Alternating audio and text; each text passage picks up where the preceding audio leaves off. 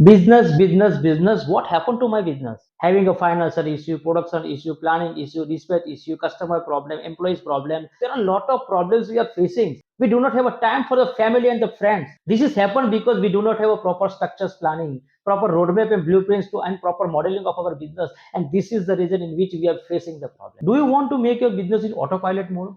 Do you want to grow your business, double your sales? Do you want to be free from your business? This is only happening when you are going to design your business modeling in proper way, using the proper systematic ideas, executions method, and implementing day-to-day work into your business areas. I am going to invite your people to join my live webinar workshop for the 90 minutes.